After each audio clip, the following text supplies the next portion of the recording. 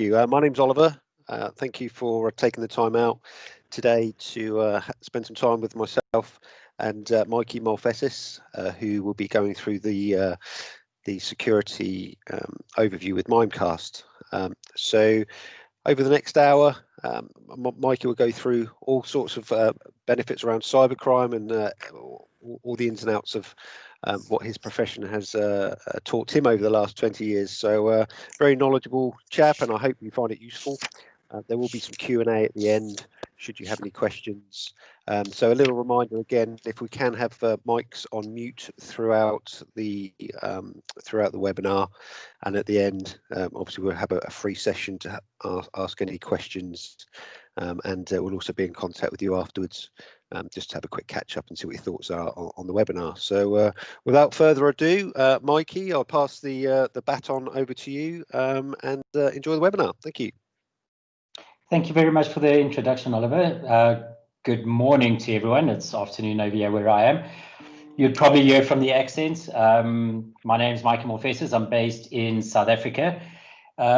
Bit of history around me. I've been in the IT industry for just over 22 years, primarily starting from a help desk engineer, moving on to server engineer, implementation and enterprise architecture, primarily focused around Microsoft architecture. So my entire 22 years of IT, I've always been working with Microsoft architectures, migrations, etc. From the early versions of Exchange, and for those of you that do even know that there was an Exchange 5.0 or MS Mail or Exchange 4.5, that's where the loss of hair actually really came from.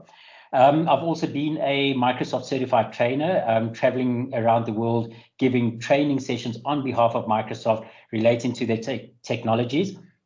And from an Office 365 perspective, in my previous role at my previous organizations in South Africa alone, my team and myself were involved over a 2-year period of migrating over 3.5 million mailboxes to Office 365. So what I am really talking about today is coming from a lot of experience, as well as any questions that you do have, please post them. More than willing to engage with you relating to questions. So what I want to do first of all, and we all have the functionality to chat in the chat window. I'd like to, on the next slide, show you a picture, and I will say one word. Don't overthink it. Don't go into complex decisions around it or anything like that. Whatever is the first word that pops to mind, if you could please just paste that into the chat window. Okay, so if we're ready, go for it. Office 365. The first word that comes to mind. As I said, don't complicate it, don't overthink it or anything like that. What is the first thing that comes to your mind? Great. Oh, that's a good word. Productivity. I'm seeing something else over here. It could have been a direct chat coming through to me. Email. It was SharePoint work, email. Correct. So some very, very good answers coming through here. Easy. 100%. Docs from a SharePoint perspective. Amazing. And that is all great. And 100%, that is exactly what it is. So let's have a look at this. These are words that when I typically speak to people and I ask them, what does Office 365 mean to you? They talk about Outlook, collaboration, the intranet, online, E3, E5, Teams, a whole lot of different things. But in most cases, there's one word that doesn't immediately pop to mind, and that word is security. Now, please don't all of you fall off your chairs and jump around and say, what, Microsoft doesn't have security? They do have security. Understand that Microsoft will provide security to all their platforms. But with Microsoft being around for decades, right? I'm talking 30 plus years to build on their messaging platforms, etc.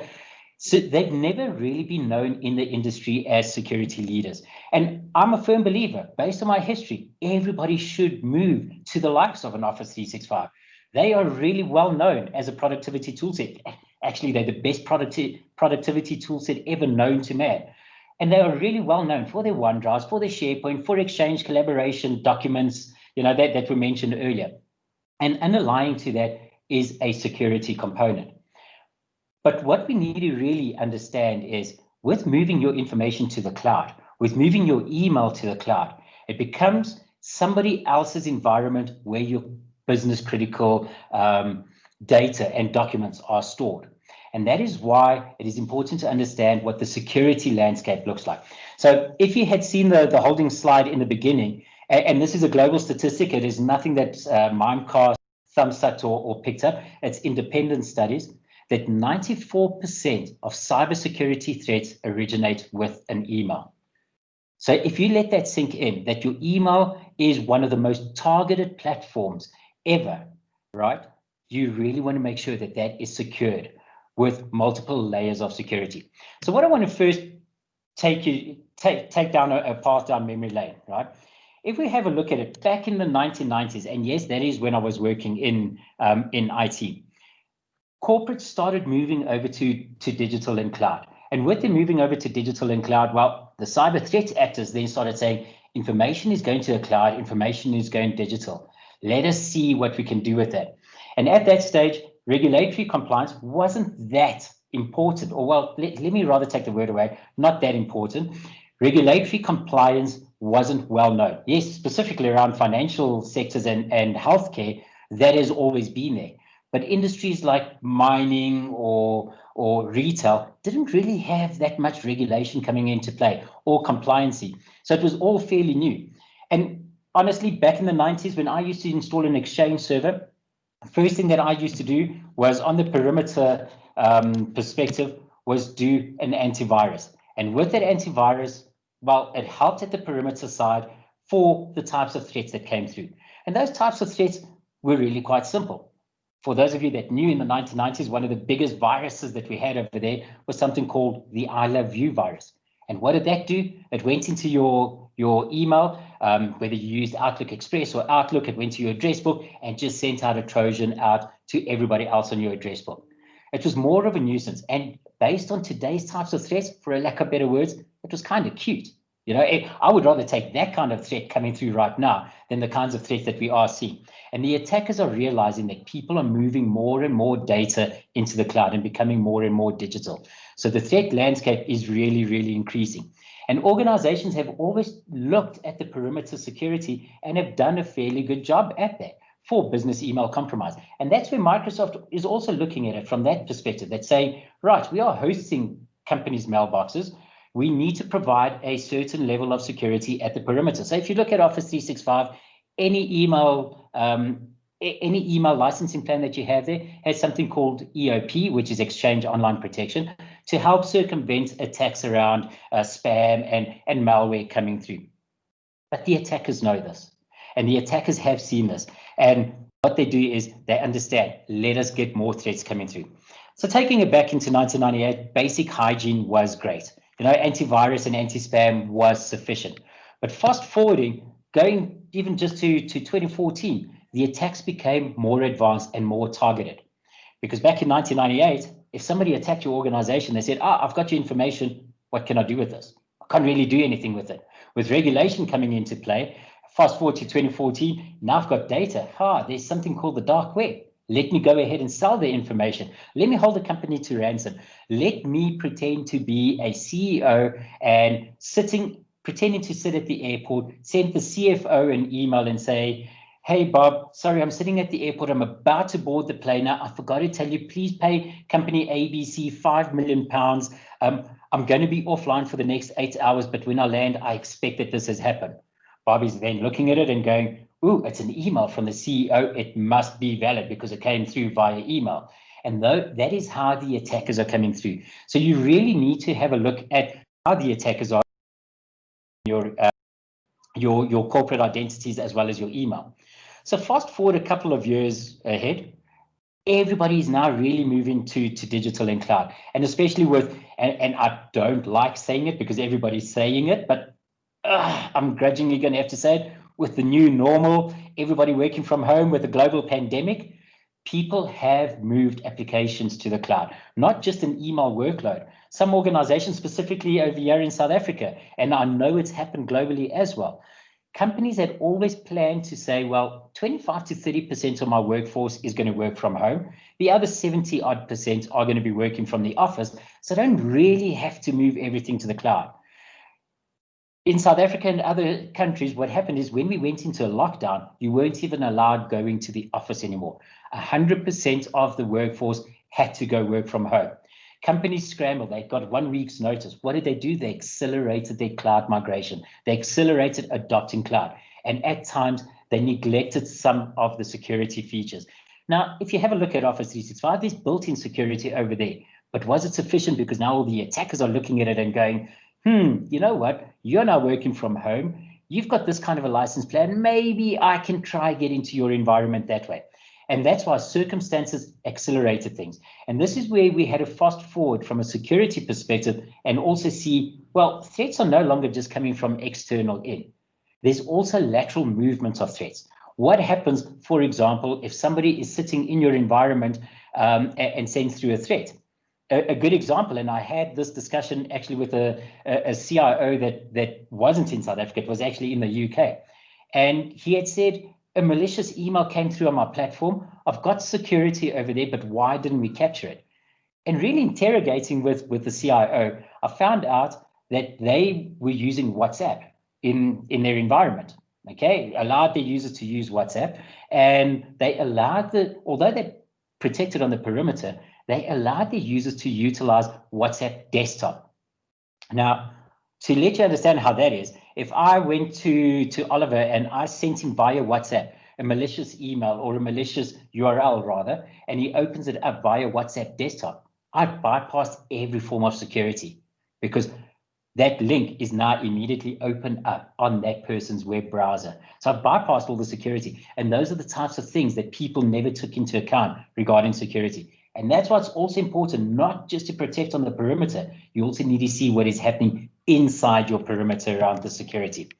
And where we have a look at it, that's where a lot of the attackers that started seeing in 2016, let's do account compromises, let's attack, let's do the lateral, as we like to call it, east-west movements of email. Let's see what we can do around that. So how do you protect around that? Now, this is quite an interesting thing. If you had to close your eyes and envisage what an attacker looks like, what a hacker looks like, guaranteed 80% of you are going to say it is a teenager sitting over there, pimply face with a dark hoodie over his head, sitting in a corner, never smiles, listening to heavy metal music, and is attacking the organization. That may have been true a couple of years ago, but governments have even started seeing that they can start attacking other governments utilizing the internet. And that's where we started having a look at hacktivism, you know, with the digital exploitation of advanced political or social causes coming through. We also have a look at it from digital espionage, when nation state actors are starting to attack each other. We have a look at it from a cyber terrorism perspective, as well as warfare. Not just cyber warfare, but it can also be warfare. Imagine if, here's a perfect example where we had a look at it. The elections in the United States a couple of years ago, where people were saying Russia was interfering with those elections, etc. Why would something like that happen? And where did they attack? I'm not saying that they did, but where would they potentially attack it? The electronic systems that come through. And that is why, from a cybersecurity perspective, it's good that you're looking at it from a perimeter. It's great that you're also looking at it inside the perimeter, but you also need to understand, as your corporate brand, beyond the perimeter, cyber threat actors are attacking your brand also beyond the perimeter. So think sometimes where you don't have full control over. And that's where you also need to have a look at it from a cybersecurity perspective. Can you really afford something like that? And what they really are doing is they're taking over your website, sending people to your website, sending emails on your behalf without you really understanding. And that's what you need to understand of how the attackers are doing. So I've spoken around the acceleration and why people have moved more to the cloud. Well, COVID-19 really accelerated the working from home, but that in itself created new security problems coming into play, because like I mentioned, 100% of a workforce now all of a sudden started working from home. There was capacity problems for VPN. Corporate networks couldn't take all the amount of data or traffic coming through. So people immediately moved things through to cloud. There was VPN for voice calls, which then needed to be a priority, because you'd rather have your call center still be able to answer people instead of an email or instead of access to a website. Consumer IT became a big problem as well. And what I talk about consumer IT is Maybe not everybody had fiber at home. Maybe not everybody had access to internet at home. But working from home, corporates started telling their employees, put in a fiber link because we still need you to continue working. And I tested this with one of my colleagues. He went ahead and he did it and he installed it and he was bragging to us one day on a call. And I asked him, and because he's not on this call, I'm going to say his name. I said, "Hey, Dwayne, listen, what router did you get with your fiber?" And he said, I got a Linksys, coming through. And I was like, okay, cool. What model? Because you know what, I'm looking at one.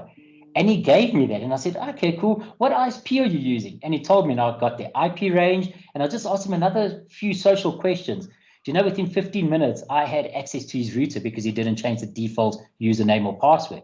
Now, I had that. And in essence, I could take over a whole lot of things on his home device. So it shows me this security component, often overlooked, could impact you as a business. There was also the rapid deployment, as I mentioned, and authentication. At times when people move to the cloud, they said, well, you know what, the person's got an email address, a username and password. They're just going to use that to authenticate to the applications. That is great. But sometimes when you moved an application to Amazon or Azure, for example, you rebuilt a server and you said, well, I don't have my Active Directory authentication correctly set up yet, so I'm just going to give them another username and password. And what do users do? They write it down somewhere, or they keep it in a notepad on their computer. Imagine that computer's compromised and it's a high-level user or an advanced user, and that has been compromised. It could open up your environment, your entire environment, to threats because now that account has been compromised. So what have we seen in the first 100 days of COVID from a Mimecast perspective? Well, we had seen, and when we talk in the first 100 days, it was January, February, and March this year when it was really becoming well known around this virus. We saw a huge increase in mail spam detections. We also noted a huge increase in blocked clicks. And why did we notice a huge increase in that? Well, you're sitting at home now all of a sudden, and what do you want to do? You want to find information out there.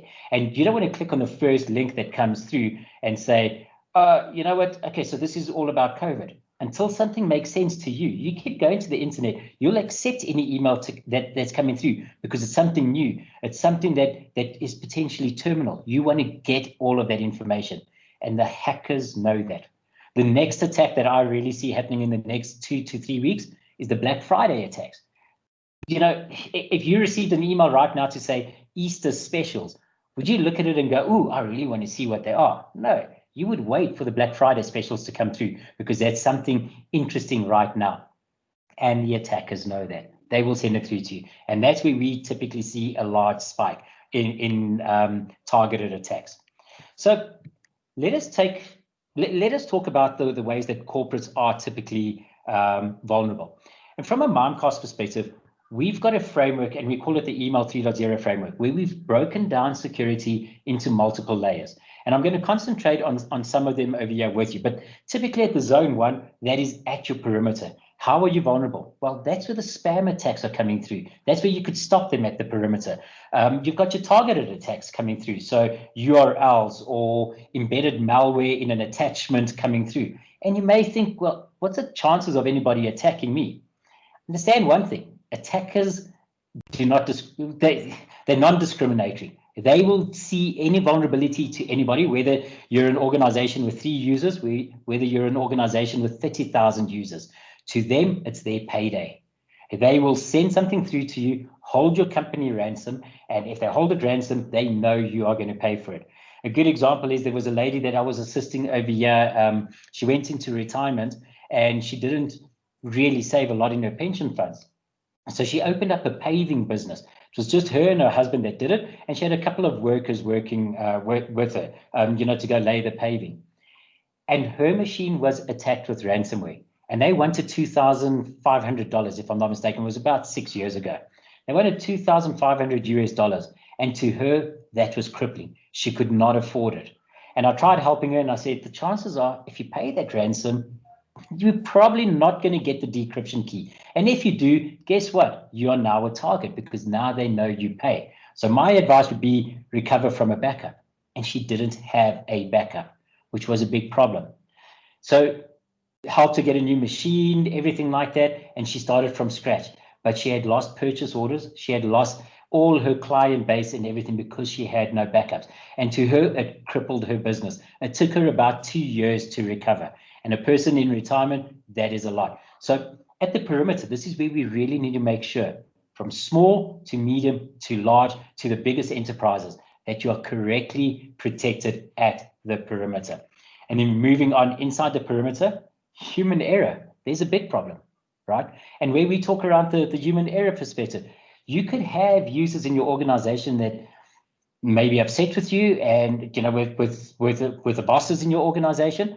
And what are they going to do? An upset user is not really going to care much about security. So what do they then do? They will share information out. They will either maliciously go do something, or sometimes just accidentally, you know, inadvertently create a threat for you. And that's where the internal compromises come through and the lateral spread of viruses in your organization. And then we have a look at it at the zone 3. And this is where, has somebody scraped your website and taken a similar domain name and gone and put it on the internet? And if you're an e-commerce customer, well, what do I do on your site? I'm saving my credit card information. Imagine if one of your customers, one of your consumers of your service, log onto the fictitious website because they received an email from it, you know, something that looked similar to your domain, received an email from it and said, oh, there's a special coming up for Black Friday. Let me go over there and just make sure my credit card details are safe because this email said I must do it. And you log in there and you type in your email address and your password. That is where the credential harvesting comes in. The attackers want your email address and password because over 90% of users will use the same email address and the same password for their banking sites, for all their e-commerce shopping sites, etc. And this is what they do. They get that information and they sell it on the dark web to say, right, guys, here's something for credential stuffing. Here's credentials, go ahead and do it. So it's also become the responsibility of organizations to protect their consumers as well. And then not just that, you know, you cannot have one single security provider looking after everything. You need to plug into a whole lot of different things. And this is where, from specifically a Mimecast perspective, we help with letting you understand what is happening in your entire environment. With you being on Office 365, well, if a threat comes through on email, and we've captured it at the gateway, if you're on Office 365 and you're subscribing to other Microsoft services such as Azure Sentinel for a SIEM, or if you've got your own SIEM like Splunk and that, why can you not take that information, plug it into your SIEM, and give you the single pane of glass to understand what's happening in your environment? And this is where we work well with a whole lot of other providers as well, your endpoint antiviruses, everything like that, to make sure that you are adequately secured. We never say turn off a security feature or turn off a security product if your main provider has it. We say we want to work together to enhance the security on your platforms. So what has happened, well, an annual event that Microsoft hosts is something called Ignite, the Microsoft Ignite Tour. And they recently had one, if I'm not mistaken, it was in September. And an interesting statistic came out there that with every product that they have, these are the 3 fundamentals that they will add. So with Exchange Online in Office 365, they will make sure that there is security embedded in it. There's also the securing of the identities, as well as a compliancy perspective. So the compliancy, making sure that with GDPR over there, you know, storing data is a GDPR compliance, etc. But something that they did bring up was that they do have many ways of gathering raw threat signals of viruses out there, all types of attacks coming out. And they spoke around this and they said, we've got over 1 trillion incidences that come through a day that we pick it up. And we take over 100,000 actions on a daily basis to make sure that the environment is secure, which is fine. But they couldn't break it down to say, out of those trillions and out of those 100,000s, which are related to Xbox or Outlook.com or Hotmail, or which ones were really Office 365 or Azure related. So it's good that we're getting all of that, but which ones are focused primarily around the email, with that being the #1 attack vector. So from a Mimecast perspective, what we have done is we run something called an ESRA, and it's an email security risk assessment report. And in essence, what that means is that Microsoft will run security, and then we will see if there was anything that could have potentially been missed, because we subscribe to other providers that Microsoft did not subscribe to. And this is where the importance comes in, that we found an additional 28% of emails should have been stopped. Now, those emails are made up of spam, it's made up of malware, phishing types of emails. So it just shows that if you had had a Mimecast working with Microsoft on the security, you would have had no types of viruses coming through. And I use the term no types of viruses loosely because there could potentially still be a zero-day attack that either Microsoft nor Mimecast have found. But with all your critical data being stored in Office 365, you want to make sure that you get the best of breed securities be working well with each other to make sure everything is fine. And again, what I would just want to reiterate over there is the way we scan and the engines we use to look for viruses and impersonation attacks coming through, like the CEO sending an email to Bob, are different to the ones that Microsoft use. So if we miss something, Microsoft will potentially pick it up. If Microsoft misses something, we will potentially pick it up. And that is the importance of us helping you with your Office 365 investment, making it stronger. Again, I'm not telling you get rid of any security. We want to help you make it stronger.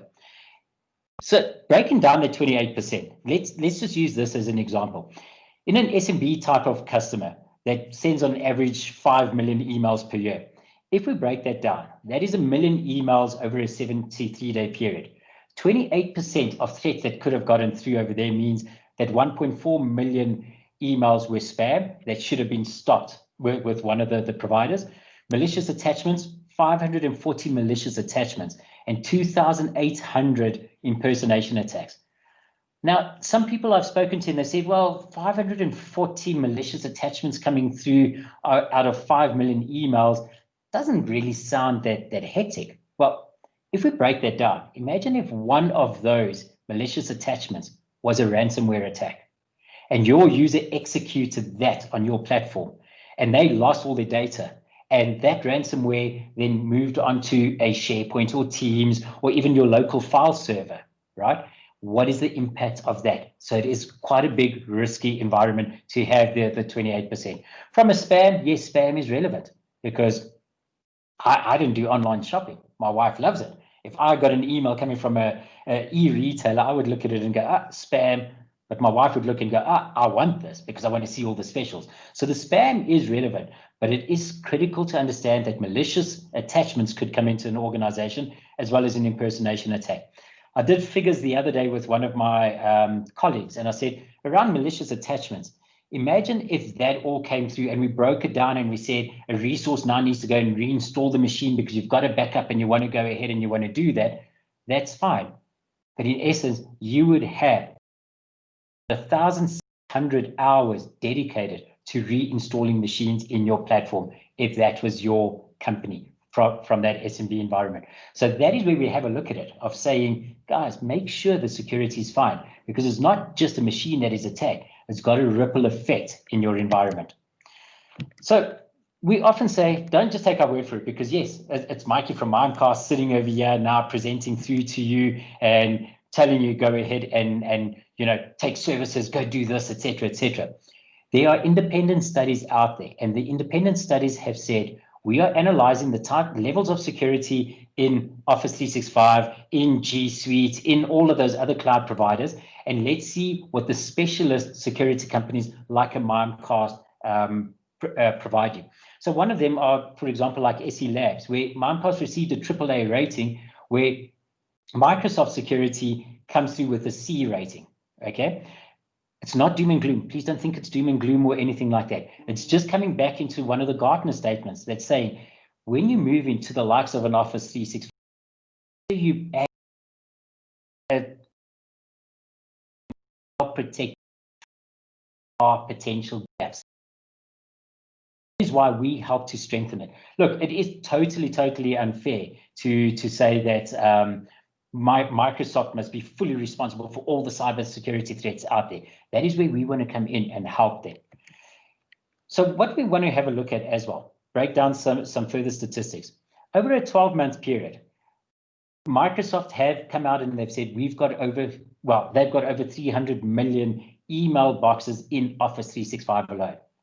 So 300 million users utilizing the service. What does that mean? Well, as an attacker, it's a concentrated set of users right there, concentrated set of environment right there that I can go to.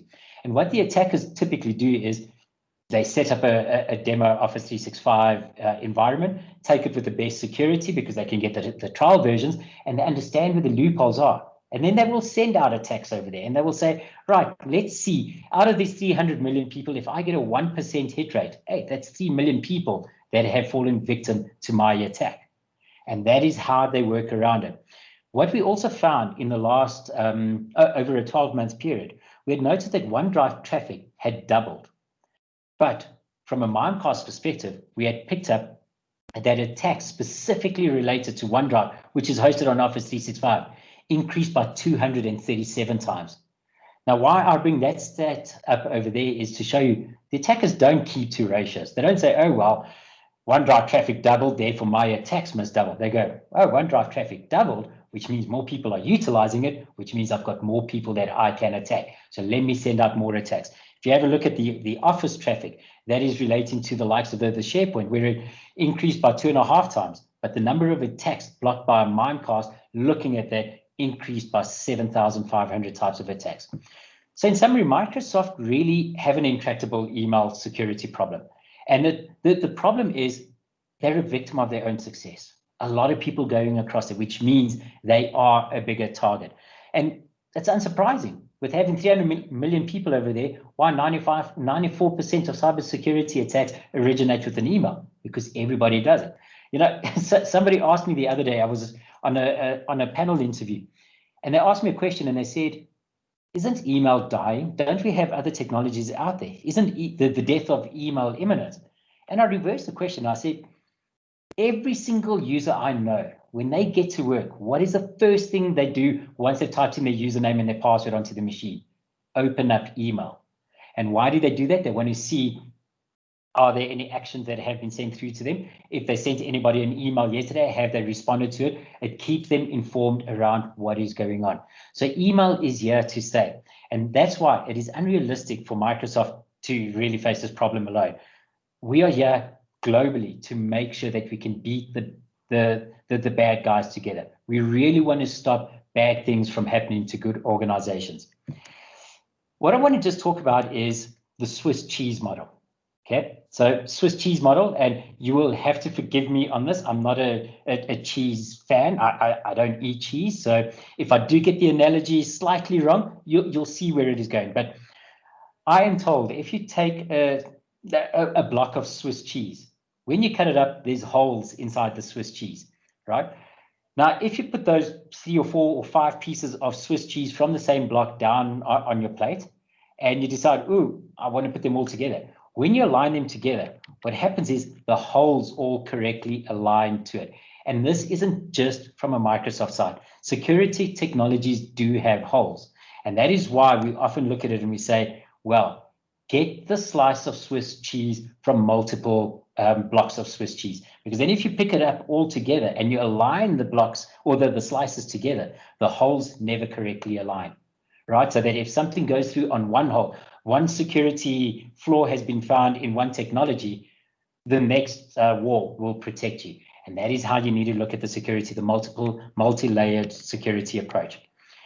Another form of vulnerabilities that users have is your end user. Now, being here in South Africa, and hopefully I don't offend anybody on the call, and hopefully I don't get people dropping off right now, I'm an avid Liverpool supporter. And before anybody says anything, I've been with them for over 30 years. So I've had that 30 years worth of pain and people teasing me, etc. But why I like using this analogy is Liverpool have always been okay from a attacking midfield and kind of okay from a defense. But when did we really start winning the trophies again? When were Liverpool real challengers again to the Premier League? When they replaced their goalkeeper. When we got a good goalkeeper. And that is how you should always look at it from an organizational perspective. You can put in as many tools as you want. You can do everything that you want over there. But if your user is not engaged, if your user does not understand what the cybersecurity threats are out there, if your user does not understand the repercussions of sending a specific email out, well, that's your last line of defense. What will happen is you'll have that leak. It will be the floodgates have been opened and those goals keep trickling in, right? And that is why another international study has found that organizations that provide a good and engaging user awareness training program, not something that says, go ahead and read 500 pages of a company policy, something that says, yes, 2 minutes, 3 minutes, watch this video and you'll understand the kind of threats out there. Those kinds of organizations are 5 times less likely to fall victim to a malicious link being clicked on. So it's quite important to train your users as well, that you can put in multiple layers of security net, but your users also need to understand the threats out there. So what I want to talk about is on a typical way that we can see a brand being vulnerable, right? As well as human error coming into play. Now, this isn't me saying it. This is how we typically see in the industry. Imagine I want to short the stock of an organization. Well, the first step that I would do is I'd go into the internet and I would find out how your brand is vulnerable, okay? And a simple, thanks, David, I see over there we're no longer friends. We'll have a football discussion a little bit later, right?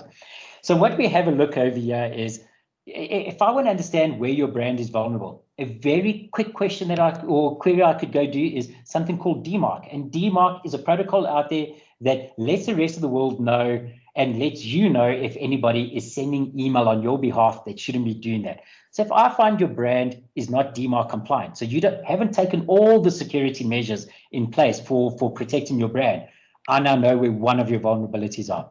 So with that, I then send email out with fake news. And what do people do with fake news? Nobody goes and researches if anything is true. We find the keyboard warriors out there. And with the keyboard warriors, they just go and post everything on Twitter, Instagram, etc., etc. Also liken this to the brand of, imagine if you are an e-commerce website and somebody went and bought a Samsung 65-inch TV at a 95% discount and they never got it back. Well, they're going to tarnish your brand out on the internet, and the keyboard warriors are going to continue to say, look how bad this company was. They're not even going to give this person their money back even though they didn't get it. Well, it's not the company's responsibility, but it's the company's responsibility to protect their consumers as well as their email, as well as their brand. So after the keyboard warriors have gone out there, poof, huge explosion out there on social media. And we've seen this happening day in and day out. What then happens is protest action comes into play. Your brand, there's an explosion around there, and it's not just you, it's also some of your suppliers that could be affected.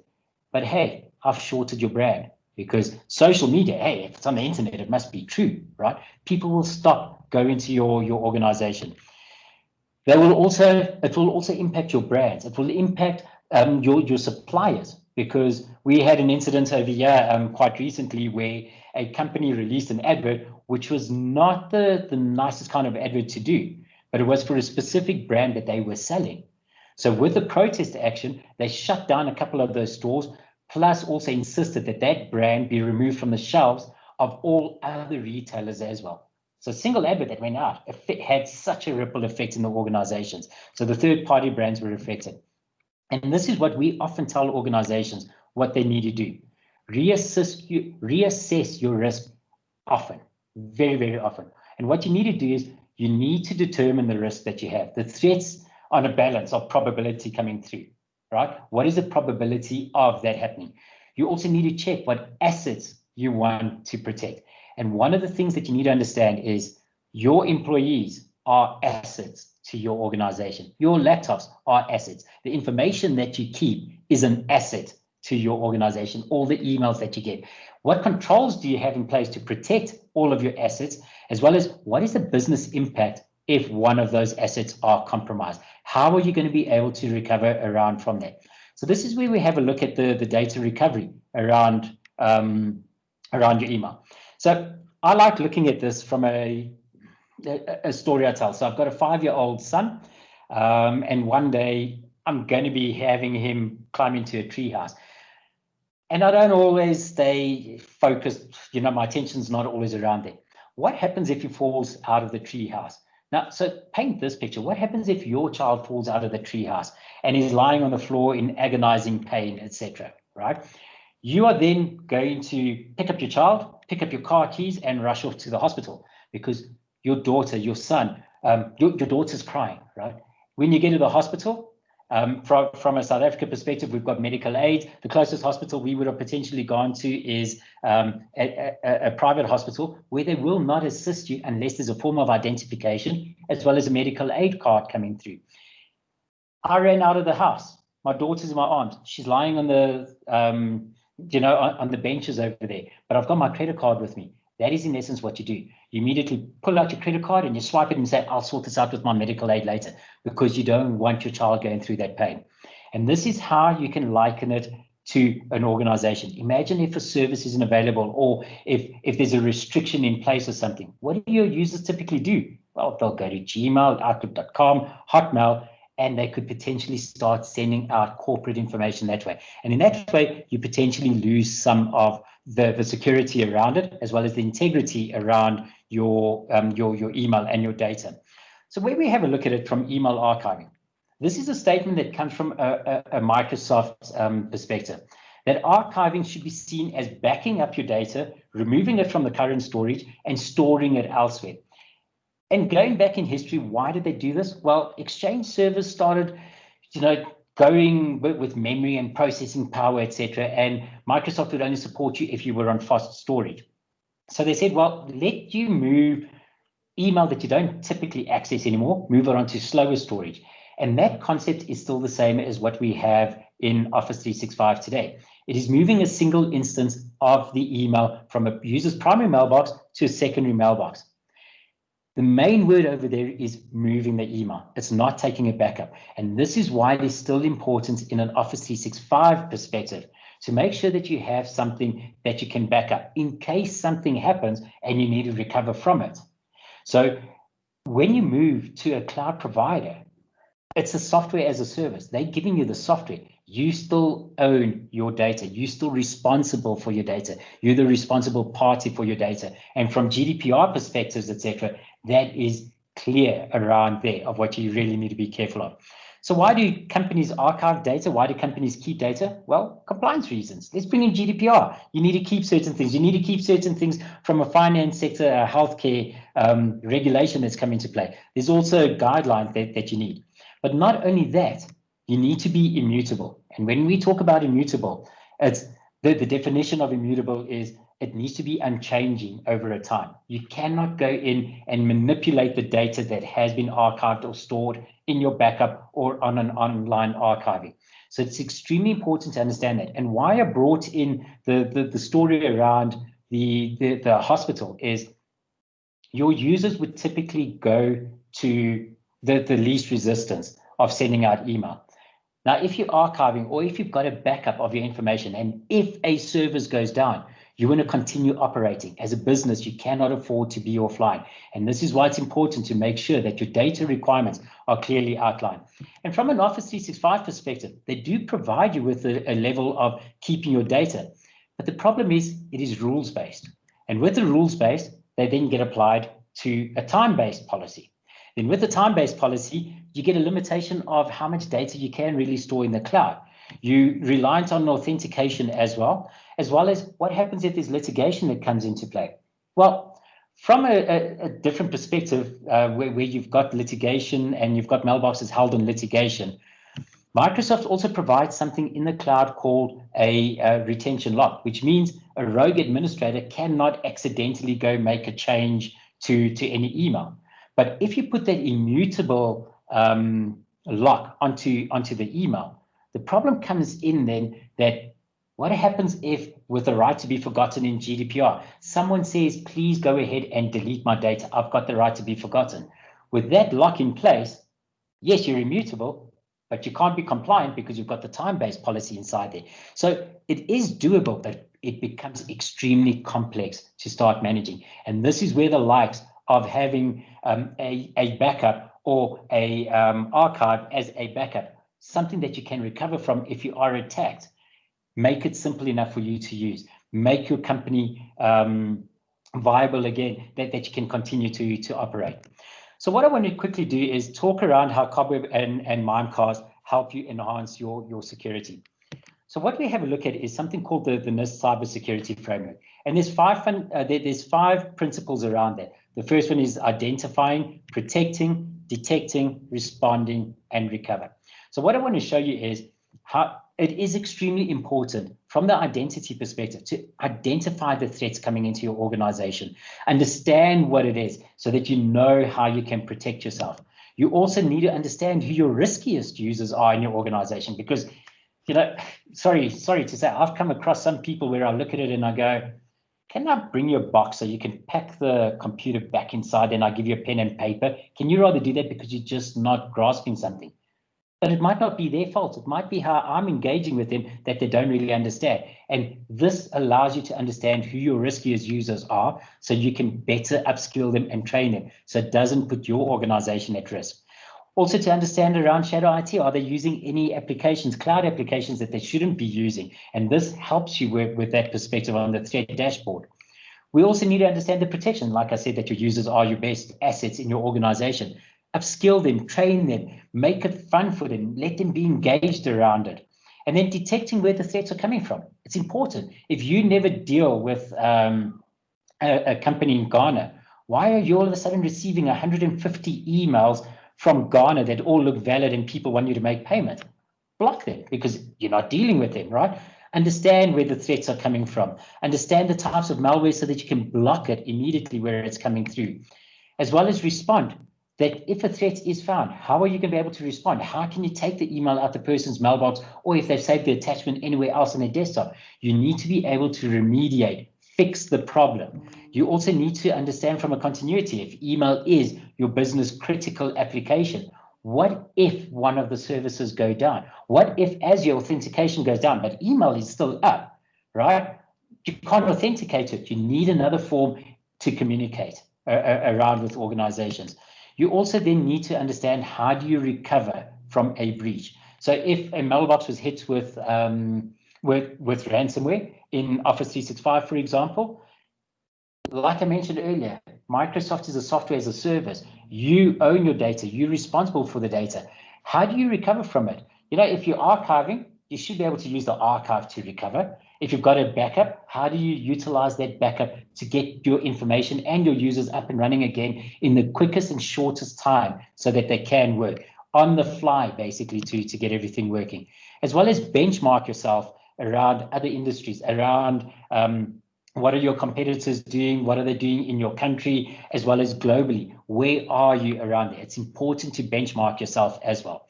So where we have a look at it, I've spoken a lot today around the different types of securities. From the Mimecast solution framework, as I mentioned earlier, we've got the Zone 1 security at the perimeter, helping you protect there. We've got the Zone 2 security inside your perimeter. We've got the Zone 3 protecting you beyond the perimeter. And then we've also got the resilience extensions of adding on archiving with sync and recover so that you can recover from the archive, continuity services coming into play. We've also got threat intelligence that you can understand what is happening around there, and ecosystem, allowing this security to plug in, for example, if you've got Palo Alto networks, let them share the information. If you've got CrowdStrike as an endpoint antivirus, let it share information across board. So this is where, from a Cobweb Mimecast perspective, we have a look at cybersecurity in totality, not saying take Mimecast, forget everything else. We say take Mimecast to help secure your investment in Office 365, all your other investments, because you need that multiple layers. So something just to end off with, something that when I speak to a lot of customers, even back in my consulting days, I used to ask them questions. Hey guys, how are you protecting your email? Well, what we do is we protect at the perimeter.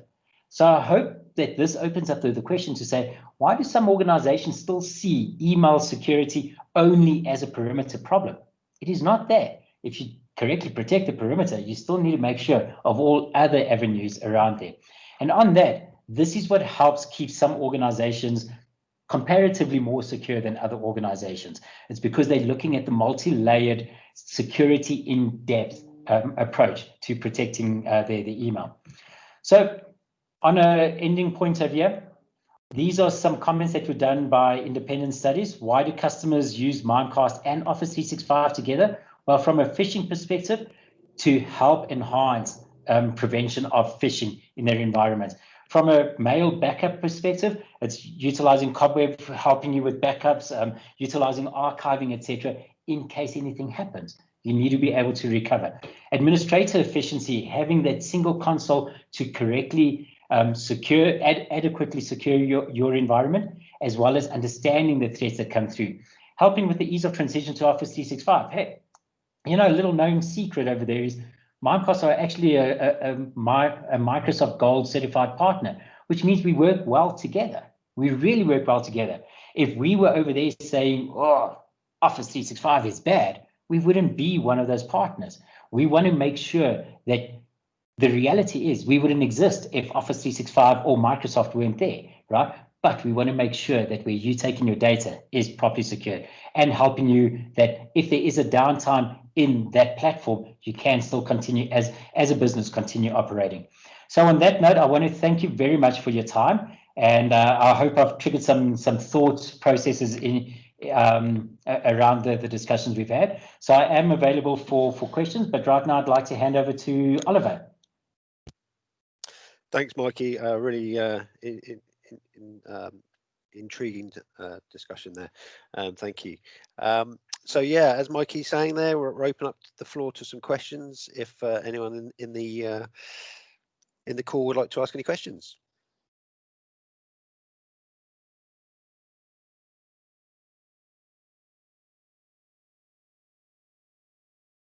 I see one comment, David. We'll take this discussion offline, okay?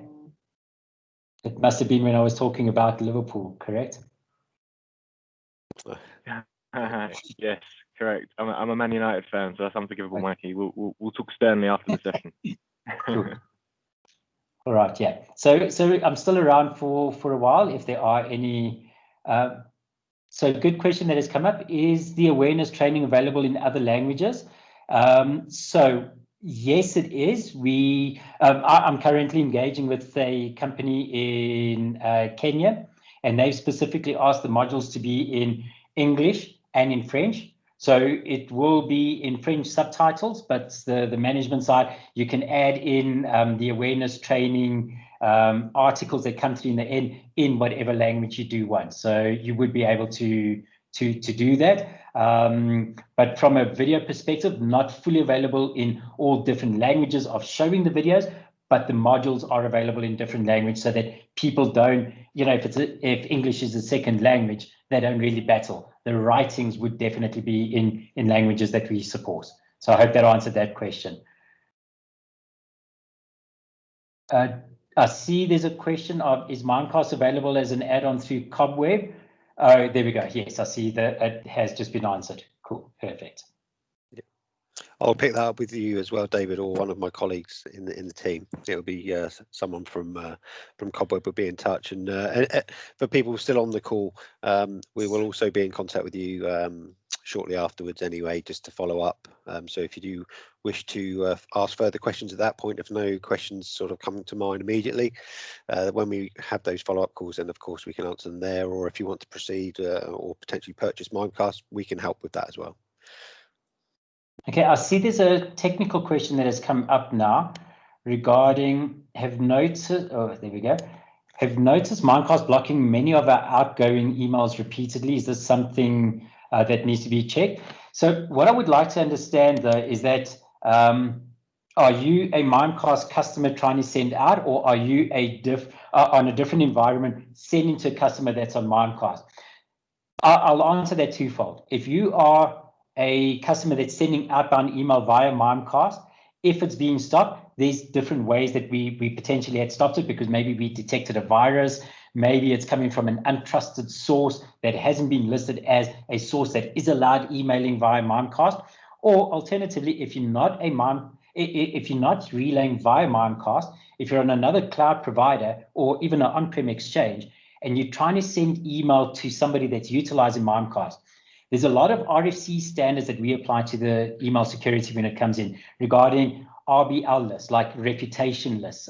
Is it spam? It's also dependent on the person receiving the email, how strict they're doing it. Is there SPF, DKIM, DMARC? There's a whole lot of different things. So it's difficult for me to explain it right now, but we don't block emails just because we want to block emails. You know, we block emails for a legitimate reason. So would be happy to help you additionally with that if we understand the full scenario around it, but it's very difficult to say with the information I've received there. I see there's another question around, we've had issues with domain authentication with some users, even though the password is correct, and on VPN. So is this domain authentication logging onto a Mimecast platform? It could potentially be the way that authentication profile had been set up. Maybe it's storing a password, maybe the user can't do anything with, can't log on with the domain, and they can only log on with the cloud. So it could be something relating to an authentication profile. Okay. I see there's a question around the archiving. What I would like to do then is, okay, let me move on there. Sorry, I was just checking if there were other questions. Can you speak a little more around email archiving work from an administrative perspective?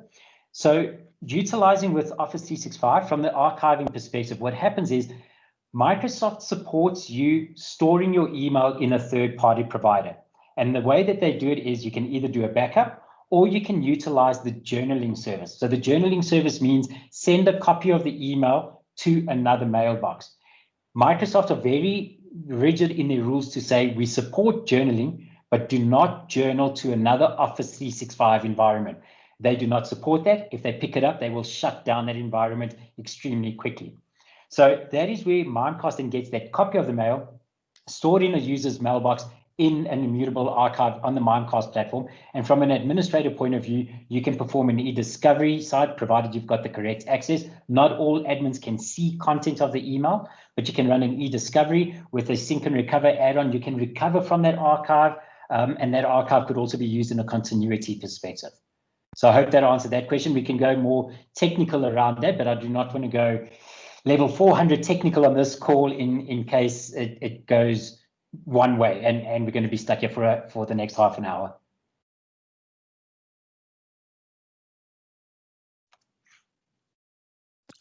Thanks, Mikey. Cool. Okay, well, if there's no further questions, thanks again, Mikey. Thanks to all of those who have attended, and enjoy the rest of your days. Thank you. Thank you, everyone. Thanks for your time. Thank you.